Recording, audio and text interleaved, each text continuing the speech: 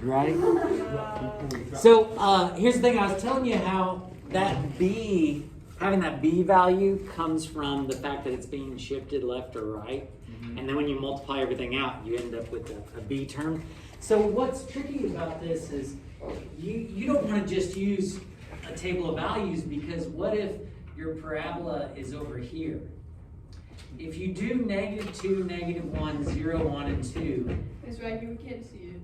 Oh, yeah, okay.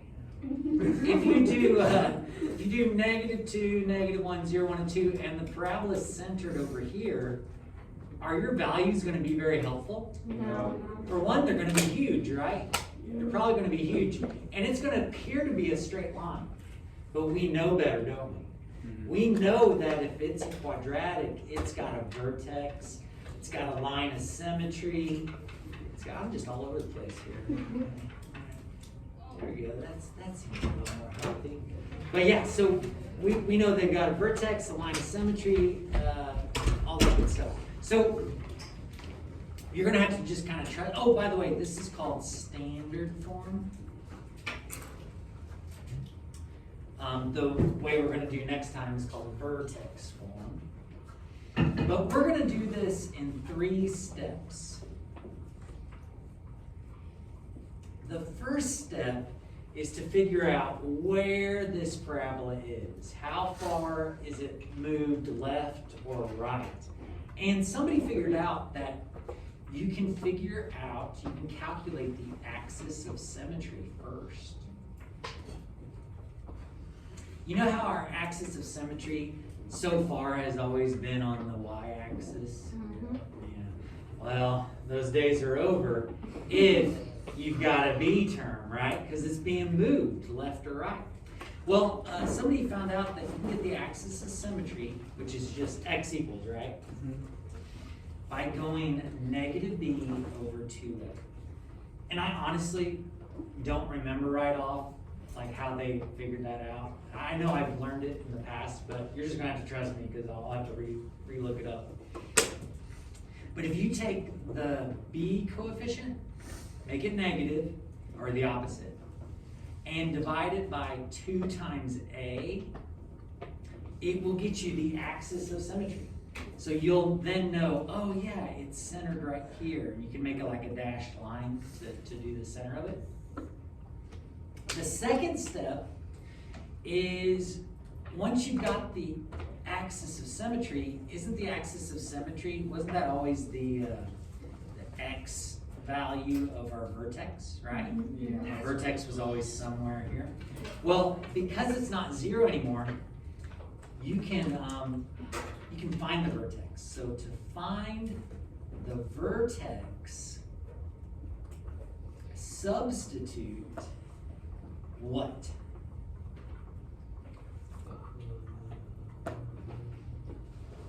To find the vertex, substitute that x value that you just found into the original equation.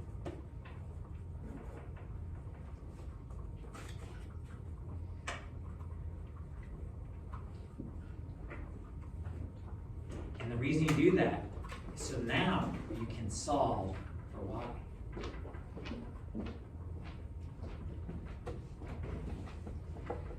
So you find the axis of symmetry, and that'll be like x equals 2. Well, then take that 2, plug it in for x, and what will that get you? A y value. Together,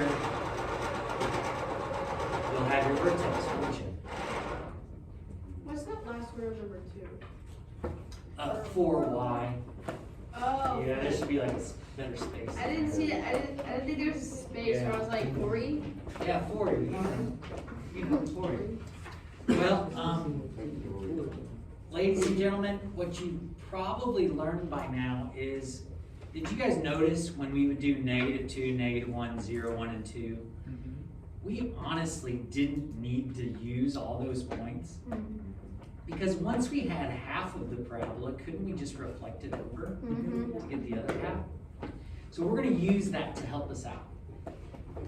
Step 3 is to use a a table of values for the rest of the graph. But we're not gonna go overboard, okay? We're just gonna do just enough so that we've got half of the parabola and then just reflect it over to finish the parabola. Does that kind of make sense? Okay, let's see this in action. Let's do this. Step 1. Oh, by the way, vertical stretch and shrink, still accurate, right? Still accurate. Also, oh no, we gotta be careful because this is not your shift up and down. It's gonna be a little messed up. It could be, but no, actually it couldn't be. So, but this is still your stretch and shrink and all that stuff. So before we even graph this, which way is it gonna open? Up or down? Up. Up. Is it gonna be a vertical stretch or shrink? Shrink. Stretch. Wait. Shrink. Stretching it out by a factor of 2. It'll No, look narrower. right. Yeah. All right, so first things first is you're gonna find the axis of symmetry, and that is negative b over 2a. What I would suggest is when you're practicing this, just keep writing negative b over 2a every time you do this. That way you'll memorize it. Does that kind of make sense? And in this case, what is our b value? Negative 8. Yeah, -8. So we're gonna go -8. So it'll become +8, won't it? Over 2 times, what's 8? 2, so 4. 2, yep. So we got 8 over 4, which is 2. 2. So go over to your graph. Basically graph the line x equals 2, right? X equals 2 is going to be vertical. X equals 2. Now, take that x equals 2 and find your vertex. The 2 is our x value of a vertex. We just got to find the y value. So we go y equals 2, and then we substitute 2 in for x. Everywhere we see an x. And you can either grab a calculator, or hopefully you guys are learning you can do a lot of this by hand. What's 2 squared? 4. 4 times 2 is 8. 8. So I am going to write that down underneath. 8 times 2? -16. Plus 7. 11. And what I'm noticing is 8 and 7 is 15. What's -16 plus 15? It's -1, isn't it? So that means our vertex isn't -1. Our vertex is 2, -1. Because you take your x that you found before and combine it with the y that you just found. So go over to your graph. We're going to go over 2, which we already knew. Down 1, make a dot.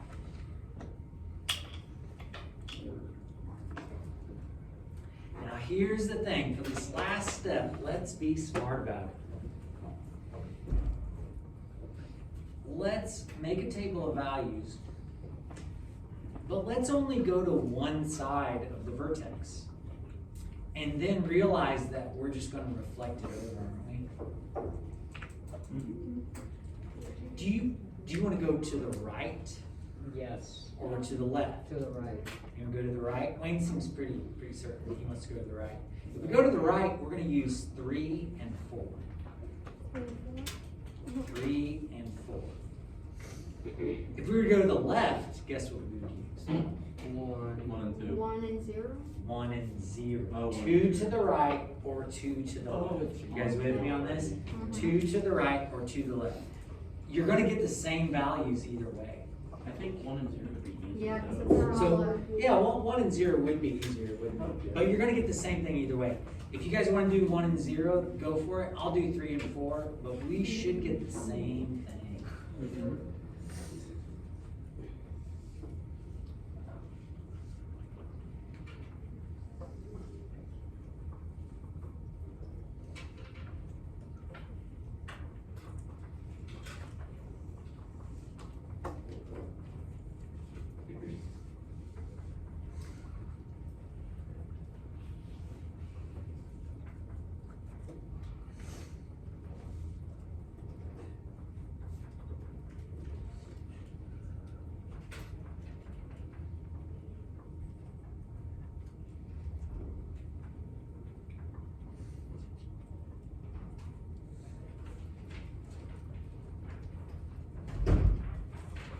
then once you have those two coordinates, go ahead and plot them on the graph at, let's see, on mine it would be 3, 1 and 4, 7. Did yours match up on the other side? Mm-hmm. Awesome. So then, once you plot those, reflect them across your axis of symmetry, and doesn't that start to look like a parabola? I think so. You're ready to finish this thing up.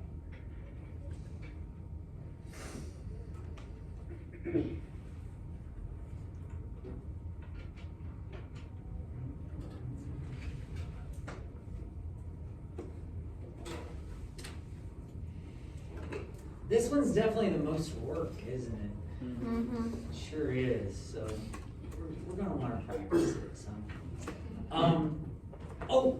Domain and range. Domain is all real numbers, and range is y is less than or No, it's greater greater than than. negative.